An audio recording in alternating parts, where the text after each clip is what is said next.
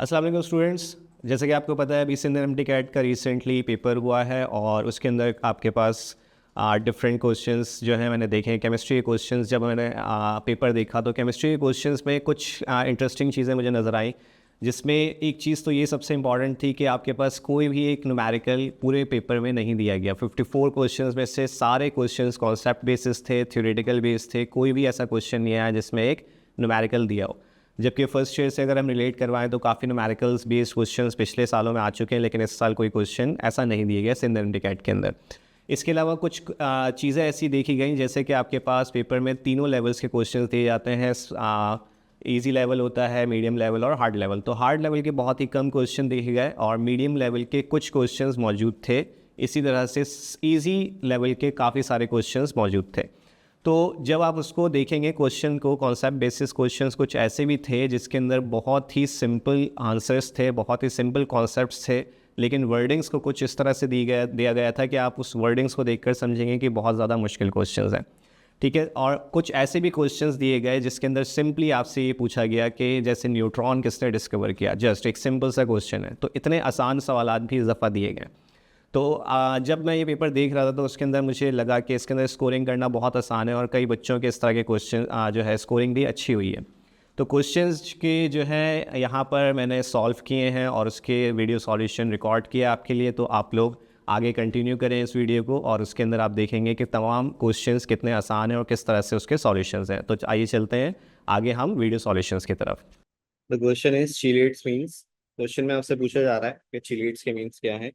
तो चिलेट्स अगर आपने पढ़ा हो तो आपके पास यहाँ पर चिलेट्स का मतलब होता है क्रैब्स क्लॉ। ठीक है। क्योंकि चिलेट्स एक ऐसे लिगेंड्स होते हैं जो कि किसी भी सेंट्रल एटम को चारों तरफ से सराउंड कर लेते हैं, तो उसमें मीनिंग्स आपके पास आते हैं crabs claw. So the answer of the question is option D. The question is the shape of an ammonia molecule is. कह रहे हैं कि आपके पास शेप जो है वो अमोनिया का क्या होता है। तो अमोनिया का शेप यहाँ पर नीचे आपको नजर आ रहा होगा। अमोनिया के अंदर नाइट्रोजन सेंट्रल एटम होता है। इसके अंदर दो जो है लोन पेयर इलेक्ट्रॉन्स होते हैं जो कि यहाँ पर हैं। इसके अलावा तीन इलेक्ट्रॉन्स नाइट्रोजन में होते हैं सिंगल, जो कि हाइड्रोजन से कंबाइन होते हैं। तो यहाँ पर आपको नजर आ रहे होंगे तीन हाइब्रिडाइजेशन हो रही है, sp3 हाइब्रिडाइजेशन होती है। और एक लोन पेयर की वजह से जो अमोनिया के बॉन्ड पेयर्स होते हैं वो करीब हो जाते हैं और लोन पेयर दूर हो जाता है। तो इसका शेप कहलाता है आपके पास पैरामिडल शेप कहलाता है। ठीक है। और बॉन्ड एंगल इसके अंदर 107 डिग्री सेंटीग्रेड होता है। So the correct answer of the question is option ई।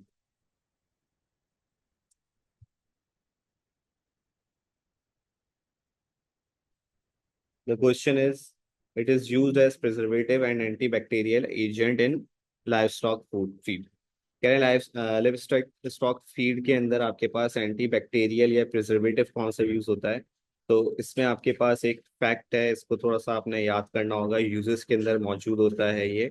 ठीक है। यूजेस में आप कार्बोक्सिलिक के यूज देखेंगे तो उसके अंदर ऑप्शन डी है, प्रोपेनोइक एसिड, जिसको हम जो है यूज करते हैं as a preservative. The question is the charge of electron is. Charge of electron आपसे पूछा जा रहा है। तो चार्ज ऑफ इलेक्ट्रॉन जो होता है वो 1.602 एक्सपोनेंट माइनस 19 कूलम होता है चार्ज ऑन। और एक और चीज आपके पास आपको ये भी याद कर लेनी है यहाँ पर कि चार्ज ऑन इलेक्ट्रॉन बराबर होता है चार्ज ऑफ प्रोटॉन के। ठीक है। जितना चार्ज इलेक्ट्रॉन उतना ही चार्ज प्रोटॉन पर होता है। और चार्ज जो होता है आपके पास सिर्फ डिफरेंस ये होता है कि इलेक्ट्रॉन के पास इतना ही नेगेटिव चार्ज होता है और प्रोटॉन के पास इतना ही पॉजिटिव चार्ज होता है। और जो क्वांटिटी होती है 1.602 एक्सपोनेंट माइनस 19 कूलम होती है। So the correct answer of the question is option ई।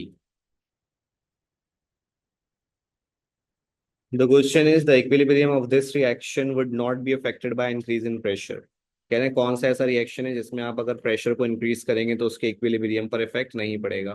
तो प्रेशर के इंक्रीज करने से उस पर इफेक्ट पड़ता है जिसके नंबर ऑफ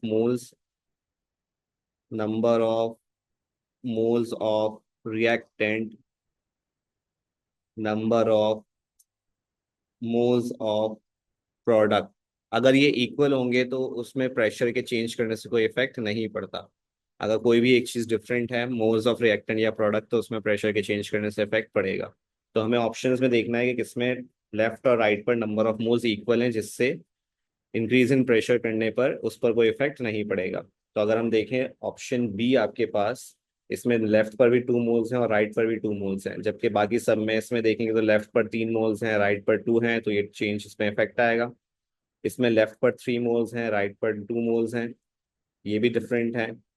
इसमें लेफ्ट पर 1 मोल है और राइट पर 2 मोल्स हैं, तो यहाँ भी इफेक्ट पड़ेगा। और इसमें लेफ्ट पर 4 मोल्स हैं और राइट पर 2 मोल्स हैं, तो इस पर भी इफेक्ट पड़ेगा।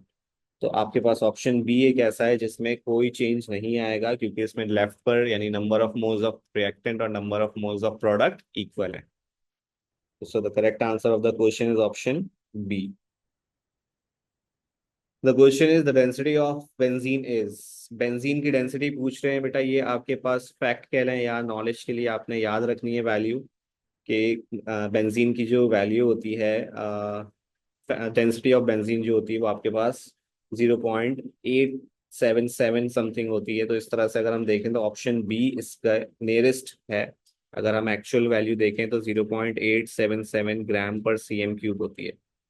तो इसके नज़दीकी वैल्यू जो है आपके पास 0.88 ग्राम पर cm³ है। तो यहाँ पर आपके पास करेक्ट आंसर कौन सा होगा?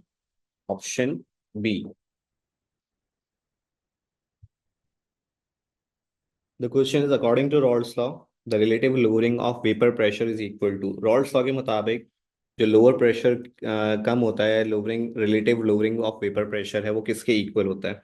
तो रॉल्स लॉ में आपने देखा होगा कि आपके पास जो लोअरिंग ऑफ वेपर प्रेशर होता है वो आपके पास lowering of vapour pressure directly proportional होता है मोल फ्रैक्शन ऑफ सॉल्यूट। क्योंकि अगर जब हम सॉल्यूशन में सॉल्यूट जितना तरह डालेंगे, उसकी वजह से क्या होगा कि सॉल्यूशन का वेपर प्रेशर भी उतना ही ज़्यादा कम होगा। तो यहाँ पर अगर हम देखें तो ऑप्शन के अंदर ए जो है, option A is the correct answer.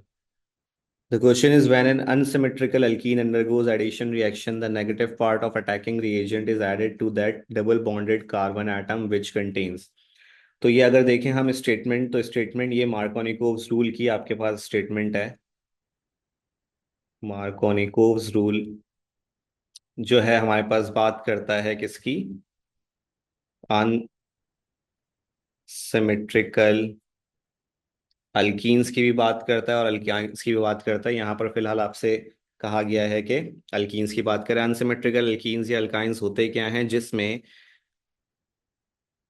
Number of hydrogen atoms, या आप ये कह सकते हैं different number of hydrogen atoms होते हैं उन कार्बन एटम्स के ऊपर जिनके पास डबल बॉन्ड्स हों। अल्कीन्स की बात कर रहे हैं, ठीक है। अल्कीन्स में ऐसे कार्बन एटम्स जिसके अंदर डबल बॉन्ड जिन कार्बन एटम्स के साथ हो, अगर उनके साथ number of hydrogen atoms different होंगे तो अनसिमेट्रिकल अल्कीन्स कहलाते हैं। अल्काइंस में भी सिमिलर होगा, बस ये ट्रिपल बॉन्ड हो जाता है। अगर हम यहाँ पर देखें, एक अल्कीन बनाते हैं CH2 डबल बॉन्ड CH2, और एक अल्कीन बनाते हैं CH3 CH double bond CH2। तो ये आपके पास इथीन ऊपर वाला है और ये आपके पास 1 प्रोपीन है, ठीक है। तो अगर हम देखें यहाँ पर, तो इसमें दोनों कार्बन एटम्स के साथ दो दो हाइड्रोजन है जिनके साथ डबल बॉन्ड है, लेकिन यहाँ पर जिनके साथ डबल बॉन्ड है उनके साथ हाइड्रोजन्स डिफरेंट है। तो जो इथीन है वो आपके पास क्या कहलाएगा? सिमेट्रिकल अल्कीन कहलाएगा, ठीक है। और ये आपके पास क्या कहलाएगा? अनसिमेट्रिकल अल्कीन कहलाएगा। तो अनसिमेट्रिकल अल्कीन में मार्कोनी-कोल्स रूल अप्लाई होता है और उसमें ये कहते हैं कि जहां पर आपके पास अगर हम इसको किसी भी पोलर मॉलिक्यूल जैसे कि HCN से रिएक्ट करवाते हैं, ये पॉजिटिव होता है नेगेटिव, तो नेगेटिव पार्ट जो होता है वो हमेशा उस कार्बन एटम के पास जाता है जिसके पास नंबर ऑफ हाइड्रोजन्स लेस होते हैं। यानी ये CN जाकर CH से कंबाइन हो जाएगा और H जाकर आपके पास CH2 से कंबाइन हो जाएगा। तो यहाँ पर यही पूछा गया है कि नेगेटिव पार्ट जो है वो अटैक कहाँ पर करता है आपके पास? जहां पर lesser number of hydrogen atoms होंगे। तो ऑप्शन बी इसका करेक्ट आंसर है। The question is according to Charles law at 0 kelvin और 273.15 माइनस में डिग्री सेंटीग्रेड है, the volume of a gas should be. Charles law के मुताबिक आपके पास अगर हम किसी भी गैस का टेम्परेचर 0 केल्विन या -273 डिग्री सेंटीग्रेड कर देते हैं तो उसका जो वॉल्यूम है वो जीरो हो जाएगा, जो कि आइडियल गैस के लिए पॉसिबल है, रियल गैसेस के लिए पॉसिबल ये बात नहीं है, क्योंकि वो इससे पहले ही लिक्विफाई हो जाती हैं। तो रियल गैसेस पर ये लॉ, ये टेम्परेचर एप्लीकेबल नहीं होता। ठीक है, so the correct answer of the question is option B. The question is the paramagnetic behavior of molecules such as oxygen molecules cannot be explained by। Question में आपसे कहा जा रहा है कि पैरामैग्नेटिक बिहेवियर आपके पास जो होता है कुछ मॉलिक्यूल्स का, जैसे कि ऑक्सीजन है, उसे किसने एक्सप्लेन नहीं किया। तो पैरामैग्नेटिक की अगर हम बात करें तो पैरामैग्नेटिक बिहेवियर जो होता है वो आपके पास क्या होता है, जो कि पैरामैग्नेटिक हम किसको कहते हैं, जो कि मैग्नेट से अट्रैक्ट हो रहे हो, मैग्नेट से अट्रैक्ट हो या फिर मैग्नेटिक फील्ड से इफेक्ट हो जाए। ठीक है, तो अट्रैक्ट या फिर आप कह सकते हो कि मैग्नेटिक फील्ड से क्या हो जाए, इफेक्ट हो जाए। तो यहाँ पर आपसे मैग्नेटिक फील्ड से कौन जो है इफेक्ट होते हैं, पैरामैग्नेटिक बिहेवियर जो होता है वो किसके पास होता है, जिनके पास क्या हो, अनपेयर्ड इलेक्ट्रॉन्स हो। ठीक है, और डायमैग्नेटिक होते हैं जिनके पास सारे पेयर्ड इलेक्ट्रॉन्स होते हैं। तो अनपेयर्ड और पेयर्ड इलेक्ट्रॉन्स की बात किसने नहीं की थी, हाइब्रिडाइजेशन ने कोई ऐसी बात नहीं की जिसमें पेयर्ड और अनपेयर्ड इलेक्ट्रॉन की बात हो। उसमें डायरेक्टली बस कॉम्बिनेशन की बात की गई है कि अगर एस एस ऑर्बिटल कंबाइन होगा या एसपी कंबाइन होगा तो उसकी वजह से शेप या हाइब्रिडाइजेशन किस तरह की होगी। बाकी सब में अगर हम देखें, हर किसी के अंदर आपके पास जो है वो पेयर्ड और अनपेयर्ड इलेक्ट्रॉन्स की बात की गई है। तो यहाँ पे करेक्ट आंसर आपके पास कौन सा है, option B. Question is the decomposition of H2O2 is inhibited by. Inhibited का मतलब बेटा यहाँ पर हमें चेक करना है कि आपके पास कौन सा कैटलिस्ट नेगेटिव कैटलिस्ट है। अब इस तरह से बहुत सारे कैटलिस्ट होते हैं जो कि नेगेटिव कैटलिस्ट हैं, डिफरेंट टाइप्स के। कह रहे हैं H2O2 की डिकम्पोजिशन कौन इनहिबिट करेगा, यानी कि उसमें कौन सा नेगेटिव कैटलिस्ट डालेंगे जिसकी वजह से उसका रिएक्शन स्लो हो जाएगा। तो नेगेटिव कैटलिस्ट कुछ आपकी बुक के अंदर मौजूद है, वहां आप पढ़ सकते हैं। ग्लिसरीन एक नेगेटिव कैटलिस्ट है, बाकी को अगर आप देखेंगे तो वो रिएक्शन को फास्ट करने के लिए यूज करते हैं। MnO2 हम नॉर्मली H2O2 में डालते हैं ताकि उसका रिएक्शन प्रोसीड कर सके। ठीक है, इथेनॉल भी आपने कई ऑर्गेनिक रिएक्शंस के अंदर देखा होगा जहां पर इथेनॉल यूज होता है for increasing the rate of reaction. इसके अलावा V2O3, आयरन पाउडर वगैरह ये सारे यूज होते हैं। तो ग्लिसरीन एक ऐसा है जो कि नेगेटिव कैटलिस्ट के तौर पर यूज होता है। So the correct answer of the question is option C. The question is it transports oxygen from the lungs to every tissue of the body. Oxygen जब हम इनहेल करते हैं तो वो लंग्स में जाके एब्जॉर्ब हो जाते हैं और फिर वो फर्दर पूरी बॉडी के टिश्यूज के अंदर ट्रांसपोर्ट होते हैं। तो पूछ लेंगे कौन है जो आपके पास वो पूरी बॉडी में ट्रांसपोर्ट करता है। तो हमारी बॉडी में जो हीमोग्लोबिन होता है वो क्या करता है, ऑक्सीजन को लेकर पूरी बॉडी में ट्रांसफर करता है, टिश्यूज में जाकर ट्रांसफर होता है। So the correct answer of the question is option A. The question is the bond length between carbon carbon in benzene. Benzene में बॉन्ड लेंथ पूछ रहे हैं कार्बन कार्बन की। तो बॉन्ड लेंथ सबसे पहले तो आपको ये पता होना चाहिए कि अगर carbon carbon single bond, carbon carbon double bond और कार्बन कार्बन ट्रिपल बॉन्ड होंगे, और इसके अलावा बेंजीन, इनकी बॉन्ड लेंथ आपको पता होनी चाहिए। अगर कार्बन कार्बन सिंगल बॉन्ड की बात करें यानी अल्केन्स की बात करें तो अल्केन्स में बॉन्ड लेंथ होती है 1.54 एंगस्ट्रॉम। ठीक है, इसी तरह डबल बॉन्ड में आपके पास आ जाती है 1.32 एंगस्ट्रॉम, और ट्रिपल बॉन्ड में हो जाती है 1.20 एंगस्ट्रॉम। बेंजीन अल्केन्स और अल्कीन्स के दरमियान की बॉन्ड लेंथ होती है जिसमें 1.39 एंगस्ट्रॉम इसकी वैल्यू होती है। बुक में भी गिवन है, वहां भी आप चेक कर सकते हैं। So the correct answer of the question is option B. The question is, in an orbital of an atom, no two electrons can have the same set of four quantum numbers. At least one quantum number must be different. Statement आपके पास कह रही है कि कोई भी किसी भी atom के अगर सिमिलर ऑर्बिटल में दो इलेक्ट्रॉन्स होंगे तो उनके फोर क्वांटम नंबर सेम नहीं होंगे। कह रहे हैं कोई एक लाजमी डिफरेंट होगा। तो ये किस चीज, कौन से आपके पास जो है क्वांटम नंबर की स्टेटमेंट है। तो ये आपके पास पॉलीज एक्सक्लूजन प्रिंसिपल या पॉलीज एक्सक्लूजन रूल की जो है स्टेटमेंट है। So the correct answer of the question is option B. The question is IUPAC name of isopropyl alcohol. Isopropyl alcohol का मतलब है तीन कार्बन होंगे लेकिन एक ब्रांच में होगा। ठीक है, तो अगर मैं आइसोप्रोपाइल अल्कोहल की बात करूं तो उसका स्ट्रक्चर कुछ इस तरह का होता है। ये कॉमन नेम के साथ आपके पास स्ट्रक्चर आ गया। अब इसका IUPAC नेम पूछ रहे हैं वो, तो IUPAC नेम अगर हम बनाएं तो ये आपके पास चेन बनेगी, ठीक है। और ओ एच सेकेंड पोजिशन पर आ रहा है। तो नंबरिंग अगर हम करें तो कहाँ से करेंगे, कहीं से भी कर सकते हैं आप वैसे, क्योंकि सेकंड पर ओ एच आ रहा है। तो अगर हम इसका नेम लिखें तो सेकंड पर आपके पास ओ एच इधर 2, और 3 कार्बन्स की वजह से प्रोपन, और ओ एल आपके पास अल्कोहल का नेम आ गया, तो 2 प्रोपेनॉल। या इसको आप ऐसे भी लिख सकते हैं, प्रोपन टू ऑल भी आप इसको लिख सकते हैं, ठीक है। जो हमारे पास फंक्शनल ग्रुप है उसका, उसकी पोजीशन आप ऑल से पहले भी लिख सकते हैं। So the correct answer of the question is option B. The question is the unit और रेट कांस्टेंट है ना, यूनिट जो है आपके पास rate constant for the first order reaction वो क्या है। तो यूनिट की अगर हम बात करें रेट कांस्टेंट की, तो वो आपके पास फर्स्ट ऑर्डर रिएक्शन की अगर हम बात करें तो सिंपली कोई भी अगर हम रिएक्शन लेते हैं, फर्ज करें फर्स्ट ऑर्डर के लिए हम ये रिएक्शन ले लेते हैं, तो रेट इज इक्वल टू के कंसंट्रेशन ऑफ ए हो जाएगा। तो अगर हम किसकी वैल्यू निकालेंगे, के की वैल्यू, तो के की वैल्यू बराबर हो जाएगी रेट अपॉन कंसंट्रेशन ऑफ ए। तो रेट का यूनिट अगर हम देखें तो क्या होता है, मोलर पर सेकंड होता है, तो उसकी जगह वो वैल्यू रख दी, और ए का यूनिट डायरेक्टली क्या होगा, मोलर होगा। तो मोलर से आप जो है वो कैंसिल कर देंगे, दोनों मोलर कैंसिल हो जाएंगे। तो बचेगा क्या, ऊपर 1/2, नीचे कुछ भी नहीं होगा। इसको आप ऐसे भी लिख सकते हैं और सेकंड इनवर्स भी लिख सकते हैं। So the correct answer of the question is option C.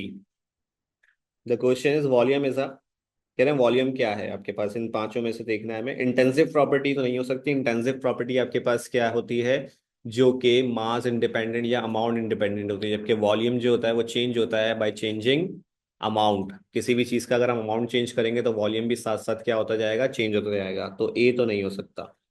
Entropy खुद एक प्रॉपर्टी है, तो वॉल्यूम तो वो हो नहीं सकता। इसके अलावा आपके पास पाथ फंक्शन भी ये नहीं होता कि इस किसी चीज पे पाथ पे जो है नहीं आता ये, कोई पाथ नहीं है, वॉल्यूम एक क्वांटिटी है, तो ये भी नहीं हो सकता। आइसोलेटेड सिस्टम भी आपके पास नहीं हो सकता। स्टेट फंक्शन जरूर है, क्योंकि आपके पास वॉल्यूम एक ऐसी क्वांटिटी है जो कि पाथ पे डिपेंड नहीं करती, ठीक है। तभी ये पाथ फंक्शन नहीं है, पाथ फंक्शन स्टेट फंक्शन का ऑपोजिट होता है, यानी जो वैल्यूज या जो क्वांटिटीज पाथ पे डिपेंड करेंगी वो आपके पास पाथ फंक्शन कहलाती हैं, और जो पाथ पे डिपेंड नहीं करती वो स्टेट फंक्शंस कहलाती हैं। So the correct answer of the question is option E. The question is collection of gas over water is an example of, collection of gas की जो बात करते हैं ओवर वाटर, एक एक्सपेरिमेंट होता है आपके पास, जिसमें हम क्या करते हैं, कंटेनर में वाटर ले लेते हैं और इसमें इन्वर्ट करके गैस जार रख देते हैं। ये आपने छोटी क्लासेस में ही पढ़ा होगा, और फर्स्ट ईयर में भी ये टॉपिक है। इस तरह से इन्वर्ट करके एक गैस जार रख देते हैं, और इसमें पानी फिल कर देते हैं पूरा जो भी आपके पास कंटेनर में। और एक डिलीवरी ट्यूब आपके पास आती है, जिसको हम क्या करते हैं, इसके अंदर इस तरह से ये रिएक्शन या ये इंस्ट्रूमेंट देखकर आपको, सॉरी प्रोसेस जो है apparatus पूरा देखकर आपको थोड़ा सा याद आ रहा होगा। डिलीवरी ट्यूब इस तरह से डाल देते हैं, और यहाँ पर कोई भी एक, या तो टेस्ट ट्यूब या फिर आप जो है कोई एक फ्लास्क रख सकते हैं। और इसके अंदर हम एक एक्सपेरिमेंट बता रहा हूँ जो आप डेली लाइफ, डेली कह रहा हूँ सॉरी, आप जो नॉर्मली यूज करते हैं, इसके अंदर हम क्या डाल देते हैं, MnO2। और फिर इसके अंदर ऊपर से क्या डाला जाता है, H2O2। तो H2O2 ब्रेक हो जाता है इन the presence of MnO2, H2O और ऑक्सीजन के साथ। तो वो ऑक्सीजन गैस यहाँ से ट्रांसफर होती है और वो इस गैस जार में जमा होना शुरू हो जाती है, ठीक है। तो कलेक्शन ऑफ गैस यहाँ पर जो होती है वो O2 के साथ साथ वाटर वेपर्स भी होते हैं, यानी कि दो गैसेस का मिक्सचर होता है जो कि रिएक्टिव नहीं होते, ठीक है। तो यहाँ पर जब हम बात करते हैं तो प्रेशर्स की बात कर रहे होते हैं, तो डाल्टन्स लॉ यूज किया जाता है इसके अंदर फॉर पार्शियल प्रेशर, जो है पार्शियल प्रेशर्स को कैलकुलेट करने के लिए। तो water, collection of gas over water, इसकी एग्जांपल आ गई आपके पास डाल्टन्स लॉ की। The question is dry ice, ice is the example of, dry ice पूछी जा रही है आपसे, एग्जांपल क्या है। ड्राई आइस आपके पास होता क्या है, dry ice simply solid CO2 होती है। और आपके पास जब हम CO2 की बात करें तो ये जो क्रिस्टल्स बनाते हैं, यानी कि जो गैसेस हैं, वो क्या बनाते हैं आपके पास, मॉलिक्यूलर क्रिस्टल्स बनाते हैं। जितनी भी गैसेस होंगी वो आपके पास मॉलिक्यूलर क्रिस्टल्स बनाती हैं। So the correct answer of the question is option A. The question is low atmospheric pressure system is called, कह रहे हैं लो एटमॉस्फेरिक प्रेशर जो होता है उस सिस्टम को हम क्या कहते हैं? डिफ्यूजन नहीं कह सकते, डिफ्यूजन के अंदर आपके पास क्या होता है, जो है lower higher concentration to lower concentration molecules की मूवमेंट होती है। इफ्यूजन में भी कुछ ऐसा होता है, स्मॉल पार्ट से या टाइनी होल से क्या होता है आपके पास गैस मॉलिक्यूल्स निकल रहे होते हैं। कॉन्ट्रैक्शन में हम किसी भी चीज़ को कॉन्ट्रैक्ट कर रहे होते हैं, और कूलिंग के अंदर जो है टेम्परेचर को कम कर रहे हैं। डिप्रेशन आपके पास क्या कहलाता है? एटमॉस्फेरिक प्रेशर का कम हो जाना। जैसे हम जब हाइट पर जाते हैं तो एटमॉस्फेरिक प्रेशर कम हो रहा होता है, तो हम कहते हैं कि डिप्रेशन क्रिएट हो रहा है। ठीक है, तो जो ऑपोजिट होता है, एटमॉस्फेरिक प्रेशर जब कम होना शुरू हो जाता है तो उसको हम क्या कहते हैं? डिप्रेशन कहते हैं। The pH value of human blood is, pH की वैल्यू पूछ रहे हैं आपके पास ह्यूमन ब्लड की, तो हमारे पास 7.35। वैसे अगर हम देखें तो वैल्यू जो होती है पीएच ऑफ ह्यूमन ब्लड 7.35 से 7.45 तक रेंज होती है। ठीक है, लेकिन सबसे बेस्ट जो आपके पास होती है वो 7.35 नॉर्मली हम कैलकुलेट करते हैं। तो यहाँ पर अगर हम देखें तो option B is the correct answer. The question is it is use to distinguish between primary secondary and tertiary alcohol. तो यहाँ पर हम यूज करते हैं ल्यूकिस रिएजेंट को, जो कि आपके पास जिंक और HCl का कॉम्बिनेशन होता है विद प्लाटिनम। तो ये हम यूज करते हैं Lucas reagent for the distinguish between primary secondary and tertiary alcohols. The question is an example of an endothermic reaction is, endothermic reaction की एग्जाम्पल आपसे पूछी जा रही है। एंडोथर्मिक में क्या होती है? एनर्जी एब्जॉर्ब होती है। तो एनर्जी एब्जॉर्प्शन अगर हम देखें तो सिंथेसिस ऑफ अमोनिया की अगर हम बात करें तो ये नहीं होगा, क्योंकि सिंथेसिस मतलब फॉर्मेशन है, तो एक्सोथर्मिक रिएक्शन होता है।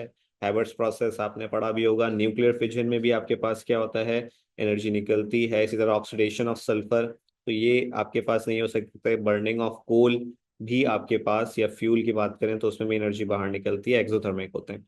फोटोसिंथेसिस जिसके अंदर हम लाइट एनर्जी को एब्जॉर्ब करवाते हैं, प्लांट्स अपने अंदर लाइट एनर्जी को एब्जॉर्ब करते हैं, जिसकी वजह से अपने लिए वो फूड बनाते हैं, glucose. So the correct answer of the question is option A.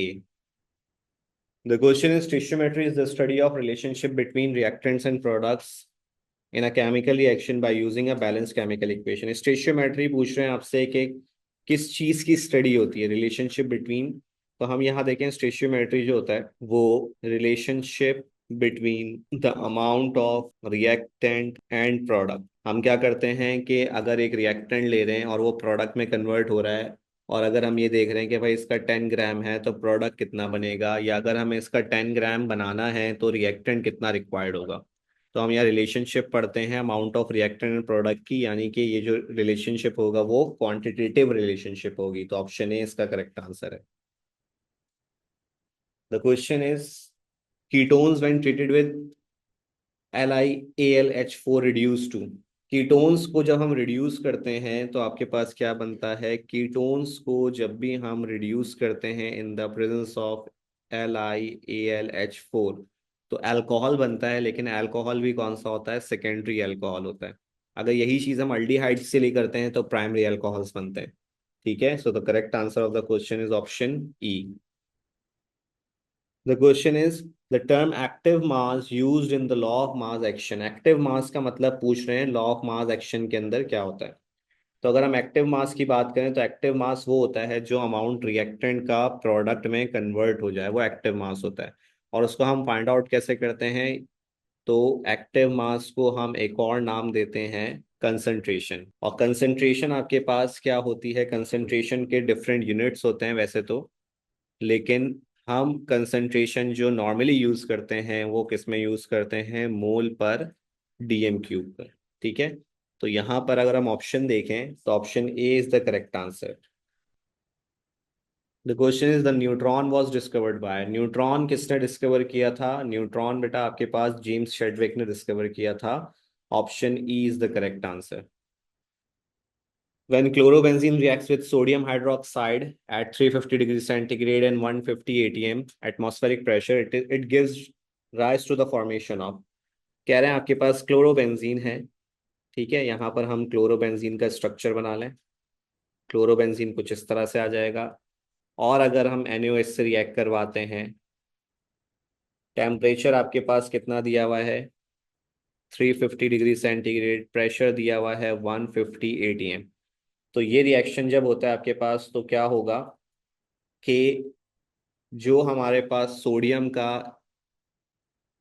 Hydroxide के अंदर NaOH में, इसको पॉजिटिव और ये नेगेटिव बन जाता है, तो NaO जो है वो पूरा का पूरा जाकर Cl को रिप्लेस कर देता है। तो प्रोडक्ट हमारे पास जो बनता है वो ONa यहाँ पर आके लग जाता है और ClH के साथ मिलके HCl बना देता है। तो बेंजीन पर अगर ONa लग जाए तो इसको हम कहते हैं सोडियम फिनॉक्साइड। ठीक है। तो यहाँ पर जो हमारे पास फॉर्मेशन होगी क्लोरोबेंजीन का रिएक्शन विद सोडियम हाइड्रोक्साइड, तो आपके पास क्या बनेगा, सोडियम फिनॉक्साइड। तो option C is the correct answer. The question is the carboxylic acids is stronger than. Carboxylic पूछ रहे हैं किससे ज्यादा स्ट्रॉन्गर होते हैं। तो अगर हम देखें HNO3 H2SO4 HCl और PCl3, यहाँ पर ये सारे जो हैं वो स्ट्रॉन्ग एसिड्स आते हैं रिलेटेड टू कार्बोक्सिलिक।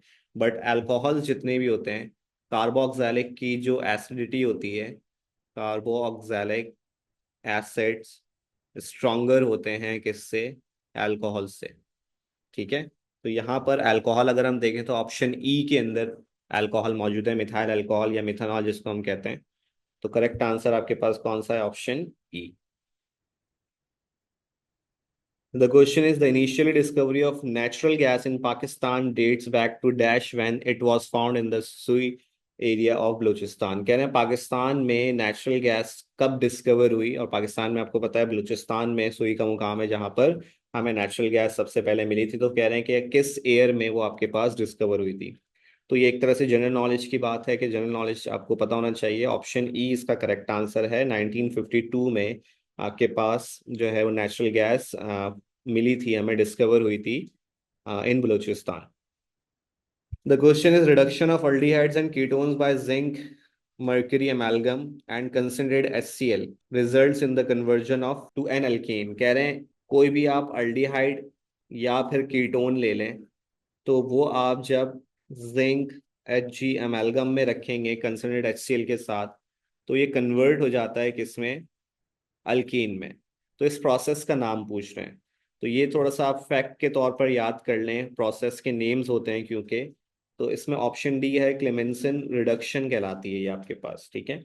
यही कन्वर्जन आपके पास अगर हम डिफरेंट तरीके से करते हैं तो उसके डिफरेंट नेम्स हो सकते हैं, लेकिन अगर जिंक मर्करी अमेलगम और HCl के साथ करेंगे तो क्लेमेंसन रिडक्शन कहलाएगी। So the correct answer of the question is option D.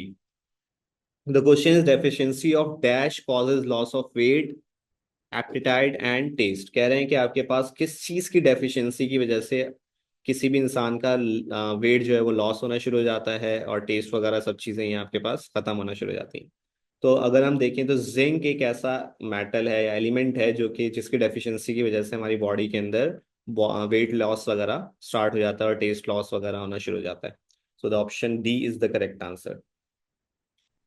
The question is the rate of SN1 mechanism depends on. SN1 reaction की अगर हम बात करें तो SN1 के लिए कुछ बातें यहाँ पर मैं मेंशन कर रहा हूँ। SN1 रिएक्शंस कौन से होते हैं, ये आपके पास यूनिमॉलिक्यूलर रिएक्शंस होते हैं और इसके अलावा टू स्टेप रिएक्शंस होते हैं, यानी कि दो स्टेप में ये रिएक्शंस कंप्लीट होते हैं। तो यूनिमॉलिक्यूलर स्टेप का मतलब क्या है कि इनका जो रेट है वो आपके पास सिर्फ एक मॉलिक्यूल पे डिपेंड करता है, और वो चीज़ होती है बेटा RX, यानी अल्काइल हलाइड्स। ठीक है। क्योंकि इसके पहले स्टेप में अगर हम देखें तो फर्स्ट स्टेप में, स्टेप 1 में RX से R पॉजिटिव और X नेगेटिव बनता है, जो कि रिवर्सिबल प्रोसेस होता है, यानी कार्बोनियम आयन की फॉर्मेशन होती है। अब जितने कार्बोनियम आयन बनेंगे स्टेप 2 में, वो ही कार्बोनियम आयन यानी R पॉजिटिव फिर न्यूक्लियोफाइल से रिएक्ट करेंगे। ठीक है। और RNU बना देते हैं। तो यहाँ पर जो पहला स्टेप होता है वो स्लो होता है, जिससे हम रेट निकालते हैं। तो रेट आपके पास किस पे डिपेंड करता है, ओनली RX। और RX को हम क्या कहते हैं, सबस्ट्रेट कहते हैं। ठीक है। तो आपसे कह रहे हैं कि किस चीज पे डिपेंड करेगा, ऑप्शन डी अगर आप देखें, concentration of substrate only. Question is total number of alpha amino acids. Alpha amino acids कौन से होते हैं जिसमें आपके पास अल्फा कार्बन के ऊपर अमाइनो ग्रुप लगे हुए होते हैं, तो वो आपसे पूछ रहे हैं the total number of alpha amino acids क्या है। तो इसमें थोड़ा सा आपने याद करना होगा एक फैक्ट की तरह। तो अल्फा अमाइनो एसिड्स की जो क्वांटिटी होती है वो टोटल आपके पास 22 होती है। The question is aldehydes and ketone can be converted to alkane. This reaction is called। Aldehydes और कीटोन्स को अगर हम क्या करते हैं सिंपली अल्केन्स के अंदर कन्वर्ट करते हैं, कोई मतलब डिफरेंट कैटलिस्ट वगैरह यूज नहीं करते। दो तरह से होते हैं असल में आपके पास, अगर हम किसी भी अल्डीहाइड या कीटोन को डायरेक्टली कन्वर्ट कर दें अल्केन में, एक इस तरीके से भी होता है, या फिर आपके पास अल्डीहाइड या कीटोन को हम in the presence of zinc, mercury amalgam और HCl की मौजूदगी में अल्कीन में कन्वर्ट करें। तो ये दो तरीके होते हैं। तो अगर हम फर्स्ट वन यूज करते हैं जो कि क्वेश्चन में आपसे पूछा गया है, तो वो वोल्फ किर्चनर रिएक्शंस कहलाते हैं। और अगर हम सेकंड वन यूज करते हैं तो ये क्लेमेंसन रिडक्शन कहलाती है। अभी हमारे से इसके बारे में पूछा गया है, तो आपके पास जो है इसका करेक्ट आंसर क्या होगा, ऑप्शन बी होगा। जबकि अगर हम हमारे पास इस कंडीशन में पूछा जाएगा तो आपके पास ऑप्शन ई होना चाहिए। फिलहाल अभी आपके पास आंसर इसका क्या है, ऑप्शन बी है। The question is an example of bidentate ligand among the following. कह रहे हैं बाइडेंटेट कौन से लीगेंड्स होते हैं। लीगेंड्स कौन से होते हैं, इलेक्ट्रॉन पेयर डोनर होते हैं। और बाइडेंटेट का मतलब है जिसके पास -2 चार्ज होगा। तो सिंपली आप यहाँ पर ढूंढ सकते हैं कि -2 चार्ज वाला कौन सा है, option C. The question is fuel cell is a typical galvanic cell which is based on the reaction between। कह रहे हैं फ्यूल सेल के अंदर आपके पास कौन सा रिएक्शन किसके दरमियान हो रहा होता है। एक गैल्वानिक सेल होता है फ्यूल सेल, जिसको हम नॉर्मली यूज कर रहे होते हैं आजकल के दौर में। ठीक है, पहले ड्राई सेल वगैरह और इस तरह की लेड स्टोरेज बैटरी यूज होती थी, अभी फ्यूल सेल का यूज थोड़ा सा हो गया है, तो क्योंकि इसकी एफिशिएंसी ज्यादा होती है। तो फ्यूल सेल जब हम यूज करते हैं उसके अंदर हाइड्रोजन एंड ऑक्सीजन का यूज करते हैं, रिएक्शन करवा रहे होते हैं हाइड्रोजन एंड ऑक्सीजन का। तो ऑप्शन सी इसका करेक्ट आंसर है। The question is the alkali metal that gives a yellow colour during flame test. Alkali metal कौन सा है जो कि फ्लेम टेस्ट के दरमियान दौरान आपको येलो कलर देता है। तो आपका जो है इसका ऑप्शन बी है, सोडियम। क्योंकि इसमें आप सिंपली थोड़ा सा याद करने वाली चीजें हैं। सोडियम वेपर लैंप्स भी होते हैं, अगर आप देखें जो हमारे पास स्ट्रीट लाइट्स होती हैं, स्ट्रीट लाइट्स की अगर हम बात करें तो वो भी कुछ येलो कलर की होती हैं, और उसमें क्या होता है, सोडियम वेपर्स होते हैं। तो वो इसी वजह से येलोइश कलर दे रहे होते हैं, क्योंकि सोडियम जो है फ्लेम टेस्ट के अंदर क्या देता है, आपके पास येलो कलर देता है। तो correct answer of the question is option B. The question is which of the following possess the weakest London dispersion forces। London dispersion forces आपके पास किसके दरमियान होती हैं, बिटवीन गैसेस के दरमियान होती है। अब गैसेस में सबसे वीक किसमें होंगी, वीक के लिए अगर आपने देखना है तो उसमें सबसे पहले तो आप देखें कि कौन सबसे ज्यादा कम रिएक्टिव है, और यानी कि स्टेबल मॉलिक्यूल होना चाहिए, और प्लस दो बातें होनी चाहिए, स्टेबल के साथ साथ छोटा होना चाहिए। ठीक है, तो सबसे छोटा अगर हम देखें और सबसे स्टेबल देखें तो ऑप्शन ई हीलियम आपके पास है, जिसमें जो कि स्टेबल भी बहुत होता है और सबसे छोटा एलिमेंट भी है इन सब में। क्योंकि वो ग्रुप 1A का होता है, बाकी सारे ग्रुप 2, सॉरी पीरियड 1 का होता है, और बाकी सारे पीरियड 2 के, पीरियड 2 और 3 के अंदर आ रहा है। बल्कि पीरियड 2 में फ्लोरीन आ रहा है, ये 3 में आ रहा है फ्लोरीन। फिर क्लोरीन आपके पास आता है सेकंड थर्ड पीरियड में, ब्रोमीन फोर्थ में आता है, और आयोडीन फिफ्थ में आता है। हीलियम आपके पास फर्स्ट में आता है, तो ये 3 4 तो नहीं हो सकते। तो option E is the correct answer. The question is which the following liquid shows maximum surface tension. कह रहे हैं कौन सा लिक्विड है जो कि मैक्सिमम सरफेस टेंशन प्रोड्यूस करेगा। बेटा सरफेस टेंशन कौन ज्यादा प्रोड्यूस करेगा, जिसमें सबसे ज्यादा इंटर मॉलिक्यूलर फोर्सेस होंगी। ठीक है, तो अगर हम देखें यहाँ पर सारे ऑप्शन है, मर्करी एक ऐसा लिक्विड है जिसके अंदर सबसे ज्यादा क्या होता है, आपके पास इंटरमोलिकुलर फोर्सेस पाई जाती हैं। So the correct answer of the question is option B. The question is hydroquinone is a phenol it contains 2 OH groups at. कह रहे हैं हाइड्रोक्विनोन आपके पास होता है, उसके अंदर OH ग्रुप्स होते हैं दो, फिनोल का एक कंपाउंड है। तो उसमें कहाँ कहाँ पर होते हैं, तो यहाँ पर अगर मैं आपको हाइड्रोक्विनोन का स्ट्रक्चर दिखाऊं तो कुछ इस तरह का होता है, 2 OH ग्रुप लगे हुए होते हैं, एक इस पोजीशन पर, इसको जहां पर पहला लगा होता है, किसी को भी वैसे फर्स्ट मान सकते हैं। लेकिन हम नॉर्मली इसको फर्स्ट लेते हैं, जो पहले पोजीशन पर लगा होता है तो फर्स्ट पर लगा होता है, और फिर हम काउंटिंग बेंजीन की कैसे स्टार्ट करते हैं, क्लॉकवाइज स्टार्ट करते हैं। ठीक है, तो जहाँ से फर्स्ट आ गया ये आपके पास, उसके बाद ये सेकंड पोजीशन, ये थर्ड है, ये फोर्थ है, फिर फिफ्थ और सिक्स। तो अगर हम देखें ओ एच ग्रुप कहाँ लगा हुआ है, वन और फोर्थ पर लगा हुआ है। तो यहाँ पर अगर हम ऑप्शन देखें, option B is the correct answer. The question is generally actual yield is, कह रहे हैं कि एक्चुअल यील्ड जो है वो क्या होती है जनरली। तो सिंपल सी चीज़ है, एक्चुअल यील्ड हमेशा थ्योरेटिकल यील्ड से कम होती है। तो करेक्ट आंसर आपके पास क्या है, option A. The question is formic acid is naturally round in, कह रहे हैं कि आपके पास नेचुरली किस चीज में फॉर्मिक एसिड मिलता है। ठीक है, तो फॉर्मिक असल में अगर हम देखें तो फॉर्मिक का जो वर्ड निकला है वो ग्रीक वर्ड है फॉर्मिका। ठीक है, ग्रीक में फॉर्मिका हम किसको कहते हैं, एंट को कहते हैं। तो एंट्स के अंदर असल में ये एसिड पाया जाता था, जिसकी वजह से इसका नाम फॉर्मिक एसिड रखा गया। तो यहाँ पे जो करेक्ट आंसर है ऑप्शन ई है। The question is urea was first synthesized by Wöhler from an inorganic material named, कह रहे इनऑर्गेनिक मटेरियल से यूरिया बना था सबसे पहले, उसका नाम क्या है। तो अगर हम देखें वो असल में रिएक्शन क्या कर रहे थे, वो रिएक्शन करवा रहे थे जो हमारे पास वोलर थे, वो सिल्वर साइनाइड, ये मैं बिल्कुल बेसिक रिएक्शन आपको बता रहा हूँ, सिल्वर साइनाइड और अमोनियम क्लोराइड का रिएक्शन करवा रहे थे, जिसकी मदद से अमोनियम साइनेट और सिल्वर क्लोराइड बनना था। ये आपके पास क्या कहलाता है, अमोनियम साइनेट। लेकिन हुआ ये था कि अमोनियम साइनेट जो था वो थोड़ा सा ज्यादा बॉयल हो गया था, जिसकी वजह से वो कन्वर्ट हो गया यूरिया में। अगर आप देखें इन दोनों का फॉर्मूला बिल्कुल सेम है, बस स्ट्रक्चर डिफरेंट होने की वजह से यूरिया बन गया था। तो यहाँ पर आपसे पूछा जा रहा है कि किससे प्रिपेयर हुआ था, तो ऑप्शन डी इसका करेक्ट आंसर है। The question is oil of vitriol refers to, कह रहे हैं ऑयल ऑफ विट्रॉयल हम किसको कहते हैं, तो बेटा सल्फ्यूरिक एसिड को हम ऑयल ऑफ विट्रॉयल कहते हैं, क्योंकि वो ऑयल थोड़ा सा ऑयली टाइप का होता है। अगर आप उसके जो है देखेंगे तो वो ऑयली टाइप का आपको लगता है, इसलिए उसको ऑयल ऑफ विट्रॉयल कहा जाता है। The question is the number of five membered and six membered rings इन बकी बॉल्स आर रिस्पेक्टिवली। बकी बॉल्स आपके पास जो है एलोट्रॉपिक फॉर्म है कार्बन की, उसमें आपसे पूछा जा रहा है कि फाइव मेंबर्ड और सिक्स मेंबर्ड रिंग्स होते हैं, तो वो कितने कितने होते हैं। तो ये एक फैक्ट है, इसको थोड़ा याद करना होगा आपने।